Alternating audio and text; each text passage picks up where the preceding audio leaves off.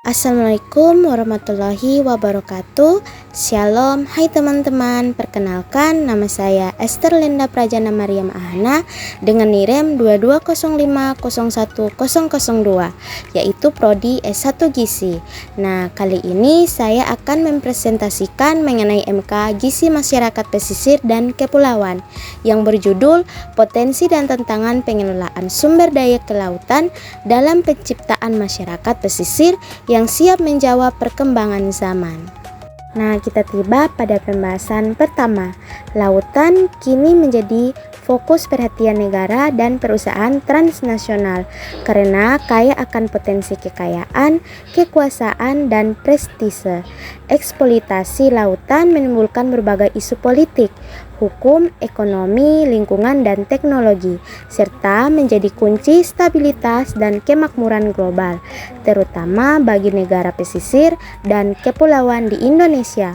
Nah, sebagai negara kepulauan terbesar dengan 17.508 pulau dan memiliki wilayah laut sekitar 7,9 juta kilometer dan garis pantai sepanjang 81.791 km. Nah, potensi sumber daya laut dan pesisir di Indonesia sangat beragam dan khas. Wilayah laut dan pesisir saling bergantungan sebagai satu kesatuan. Nah, pesisir merupakan zona peraliran antara darat dan laut. Nah, dimensi sosial dan ekonomi, karena banyak nelayan bergantung pada laut meski tidak tinggal di dekat pantai. Nah, teman-teman tahu nggak apa itu prestise? Nah, prestise itu adalah nilai kehormatan, reputasi tinggi atau kebanggaan terhadap wilayah laut dan pesisir karena keunggulan atau kekhasannya. Nah, jadi itu prestise itu adalah nilai kehormatan, reputasi tinggi atau kebanggaan terhadap wilayah laut dan pesisir, teman-teman ya. Kita tiba pada pembahasan kedua, yaitu tantangan pengelolaan wilayah pesisir dari sudut peraturan perundangan. Nah, pengelolaan wilayah pesisir di Indonesia diatur dalam UU nomor 32/24 dan UU nomor 12/2008 tentang pemerintahan daerah dan UU nomor 27/2007 tentang pengelolaan wilayah pesisir dan pulau-pulau kecil. Nah, kewenangan pengelolaan dibagi antara pusat, provinsi atau hingga 12 mil laut dan kabupaten kota 1/3 wilayah provinsi. Nah, tantangannya meliputi tumpang tindih kewenangan, koordinasi antar tingkat pemerintahan, serta perlunya tanggung jawab jelas atas pengelolaan dan pelestarian sumber daya pesisir secara berkelanjutan. Teman-teman tahu nggak apa itu tumpang tindih? Nah, tumpang tindih kewenangan adalah terjadinya pencampuran antara konflik, tugas dan wewenang dari berbagai pihak atau lembaga pemerintah yang berbeda. Contohnya, Kementerian Kelautan ingin mengelolanya untuk konservasi atau pelestarian alam, tapi pemerintah daerah ingin mengembangkan pelabuhan. Tumpang tindih kewenangan ini terlalu banyak pihak yang campur tangan, tapi tidak ada kejelasan siapa yang memegang kendali utama.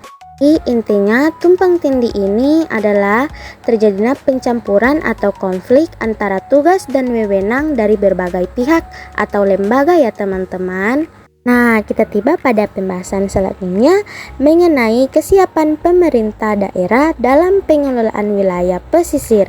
Nah, pemerintah daerah khususnya di Provinsi Kepulauan menghadapi tantangan besar dalam menyusun master plan pengelolaan wilayah pesisir yang mencakup pulau-pulau perbatasan negara serta ancaman pencemaran atau kerusakan lingkungan laut.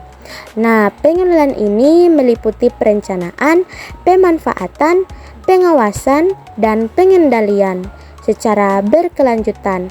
Nah, untuk menjaga ekosistem dan meningkatkan kesejahteraan masyarakat, prosesnya dimulai dari tingkat kabupaten hingga kota, lalu provinsi dan nasional, sesuai prinsip otonomi daerah yang memahami kondisi lokal.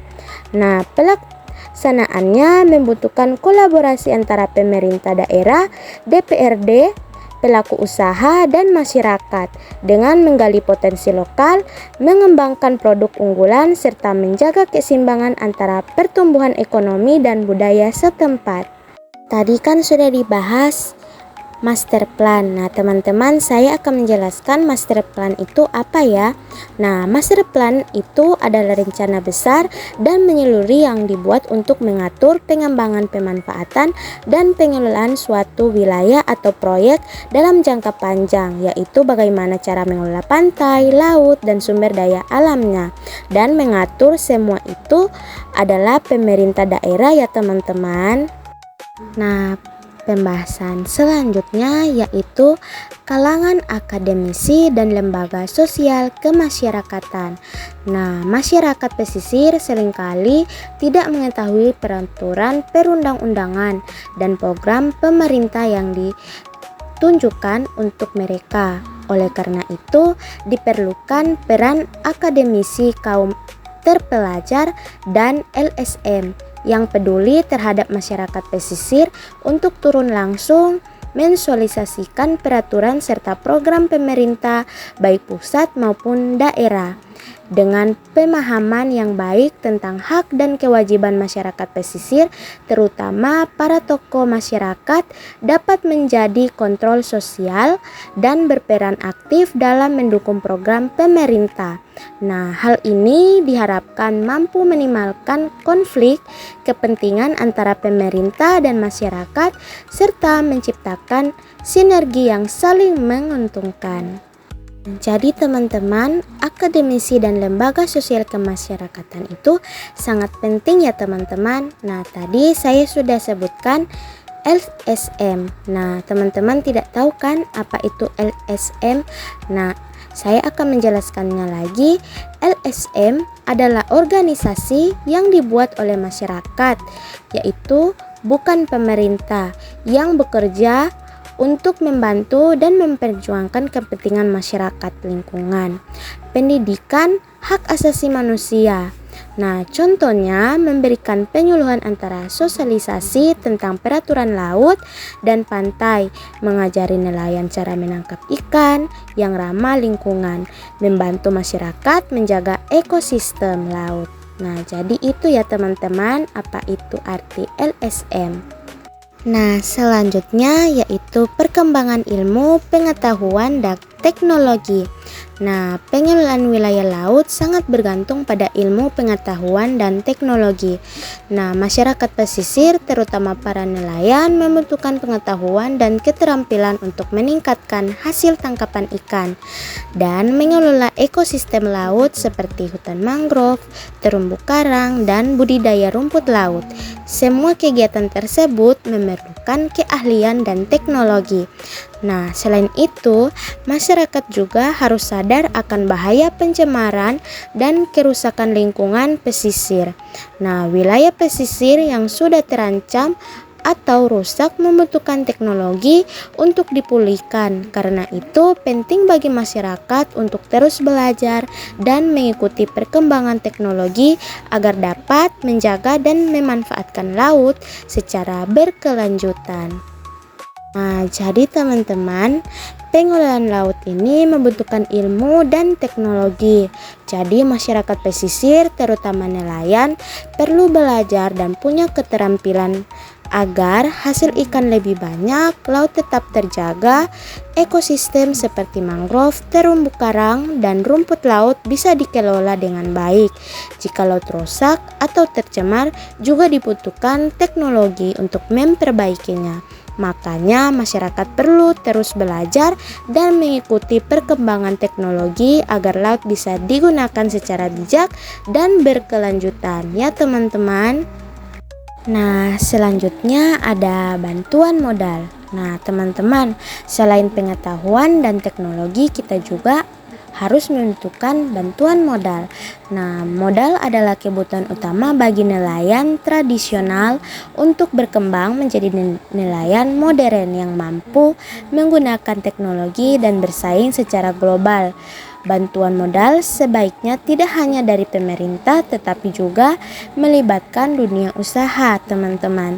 Jika semua aspek sebelumnya telah terpenuhi, langkah terakhir adalah menerapkan manajemen pengelolaan yang baik, di mana setiap pihak menjalankan perannya dengan tepat agar tercipta sistem yang terpadu dan efektif. Jadi bantuan modal itu sangat berpengaruh ya teman-teman. Jika nelayan tradisional biasanya masih pakai alat sederhana, supaya mereka bisa maju dan jadi nelayan modern yang pakai alat canggih dan teknologi, mereka butuh modal. Yang terutama adalah modal itu bisa berupa uang, alat untuk menangkap ikan, perahu, dan pelatihan atau bantuan lain yang bisa mendukung pekerjaan mereka, teman-teman. Dengan modal itu, nelayan bisa bekerja lebih baik dan hasil tangkapannya bisa lebih banyak. Tapi modal ini harus dikelola dengan baik agar tidak disalahgunakan dan benar-benar bermanfaat untuk nelayan ya teman-teman.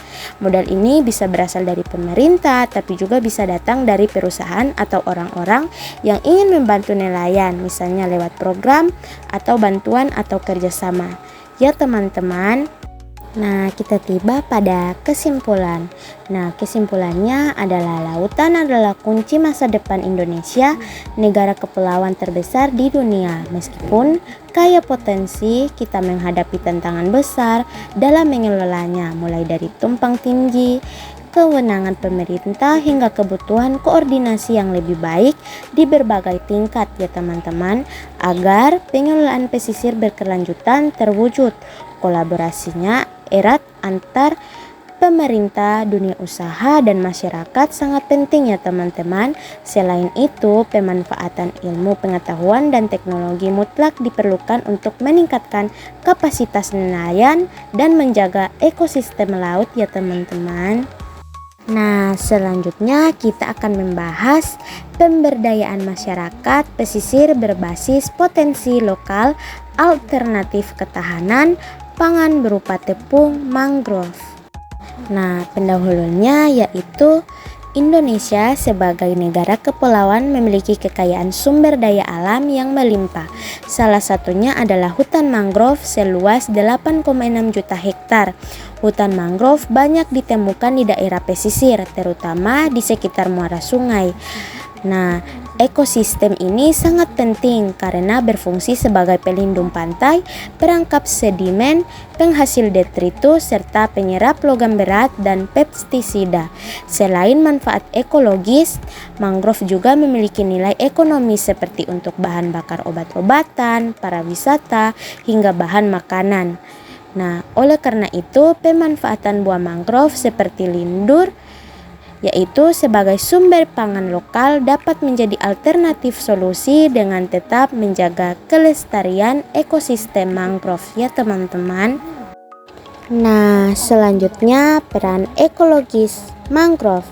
Nah, yaitu mencegah intrusi air laut, menahan abrasi pantai, menahan air pasang, angin dan gelombang besar, dan mencegah perdangkalan dan penyempitan badan air, menyerap limpahan air dari daratan, menetralisasi pencemaran laut, dan melestarikan habitat kaya keanekaragaman hayati. Nah, selanjutnya kita tiba pada jenis mangrove, yaitu Avicennia marina atau api-api. Jadi ini jenis mangrove ya teman-teman.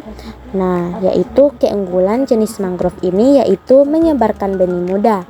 Nah, toleransi suhu tinggi, cepat tumbuh akar pasak, menahan endapan dengan sistem perakaran kuat. Nah, salah satu jenis mangrove ini yang paling dominan yaitu Avicennia marina atau dikenal juga sebagai api-api. Kita menguraikan keunggulan-keunggulan spesifik dari jenis ini, misalnya penyebaran benihnya yang mudah berarti. Nah, Avicennia marina ini relatif cepat untuk tumbuh dan menyebar teman-teman. Toleransinya terhadap suhu tinggi membuatnya adaptif di iklim pesisir, cepat tumbuh akar pasak, dan kemampuan menahan endapan dengan sistem perakaran yang kuat adalah karakteristik penting yang berkontribusi pada perannya dalam pencegahan abrasi dan stabilisasi tanah ya teman-teman. Nah teman-teman, Avicennia marina atau api-api ini adalah jenis mangrove yang banyak ditemukan di pesisir Denmark. Pohon ini mudah tumbuh dan menyebar dan tanahnya panas dan punya akar yang kuat.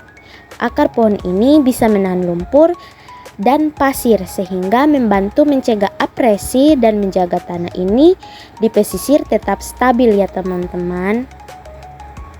Nah selanjutnya yaitu ada potensi ekonomi dan ekologi mangrove. Yaitu potensi ekonomi yaitu sumbernya adalah bahan bangunan, kayu bakar, arang, makanan, obat, dan bahan baku. Sedangkan potensi ekologinya yaitu menahan limbah ke laut, menjaga daur karbon, nitrogen, belerang, tempat hidup, dan berkembang laut. Nah, melindungi dari abrasi. Pada potensi ekonomi kita memperinci berbagai produk yang bisa dihasilkan dari mangrove ya teman-teman. Menunjukkan juga nilai material ini mencakup tidak hanya kayu tetapi juga potensi sebagai sumber makanan, obat-obatan, dan bahan baku industri.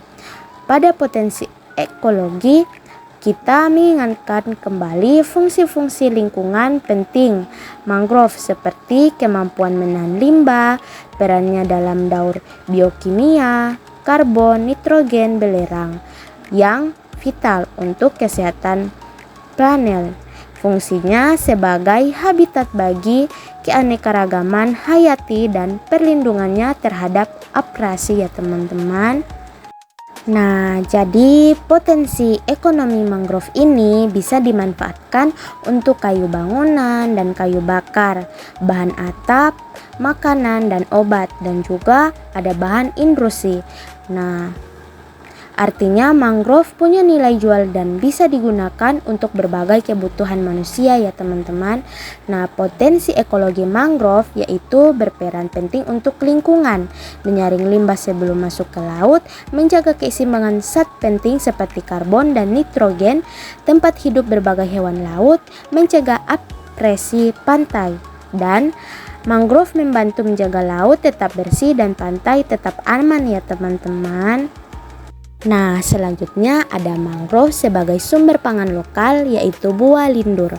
Nah, buah lindur ini yaitu mangrove ya teman-teman. Nah, di sini teman-teman bisa lihat energinya yaitu per 100 gram yaitu kalorinya adalah 371 kalori, dengan beras 360 kalori dan jagung 307 kalori. Nah, kandungan karbohidrat per 100 gram.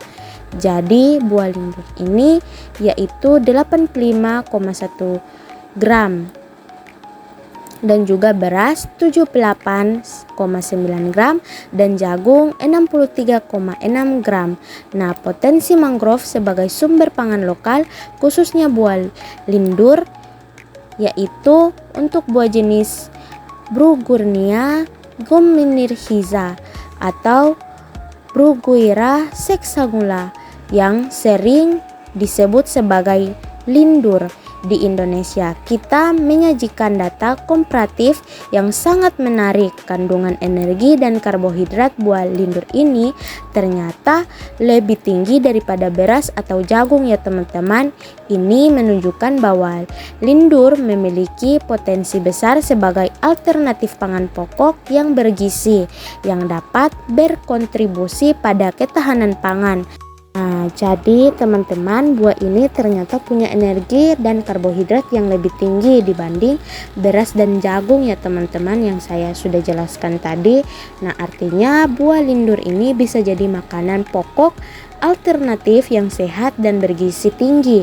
Jadi buah ini, mangrove ini seperti lindur berpotensi membantu ketahanan pangan terutama di daerah pesisir. Nah, selanjutnya ada strategi pemanfaatan buah lindur. Nah, buah lindur ini tumbuh musiman dan panen besar saat musim. Jadi buah lindur ini diolah menjadi tepung mangrove. Nah, keuntungannya dapat digunakan kapan saja, mendukung ketahanan pangan pesisir dan kepulauan. Nah, meskipun buah lindur ini bergizi, ada tantangan karena tumbuh musiman ya teman-teman, dan mengoptimalkan pemanfaatan saat panen melimpah. Jadi buah lindur ini diolah menjadi tepung mangrove. Ini adalah solusi inovatif yang memungkinkan buah lindur ini disimpan dan digunakan sepanjang tahun teman-teman. Nah, kita bisa menjelaskan bahwa tepung mangrove dapat digunakan kapan saja sebagai bahan makanan, dan yang lebih penting, ini bisa mendukung ketahanan pangan khususnya bagi masyarakat di wilayah pesisir dan kepulauan yang mungkin sulit mendapat pasokan pangan lain ya teman-teman. Nah, jadi buah ini diolah jadi tepung mangrove teman-teman oleh masyarakat. Nah, tepung lindur ini bisa disimpan dan digunakan kapan saja, tidak tergantung musim. Dan buah lindur ini bisa jadi bahan makanan pengganti beras atau tepung lainnya teman-teman, membantu ketahanan pangan terutama untuk masyarakat pesisir dan pulau-pulau kecil yang sulit mendapat bahan makanan lain. Ini sangat berguna untuk mendukung ketahanan pangan khususnya di wilayah pesisir dan kepulauan yang mungkin sulit mendapat pasokan makanan ya teman-teman. Nah, kita tiba pada kesimpulannya ini teman-teman. Jadi, hutan mangrove bukan hanya penjaga pantai yang penting, tetapi juga berpotensi besar sebagai sumber pangan lokal bergizi tinggi, terutama melalui pemanfaatan buah lindur. Dengan mengelola lindur menjadi tepung, kita dapat mengatasi sifat musiman buah ini dengan mendukung ketahanan pangan masyarakat pesisir secara berkelanjutan. Untuk mewujudkan potensi ini didukung program kebijakan dan edukasi masyarakat sangatlah krusial. Jadi teman-teman, itulah presentasi dari saya. Semoga bermanfaat ya teman-teman. Jika ada salah kata, saya mohon maaf ya teman-teman. Semoga bermanfaat. Nanti kita ketemu lagi ya teman-teman. Bye bye. Terima kasih.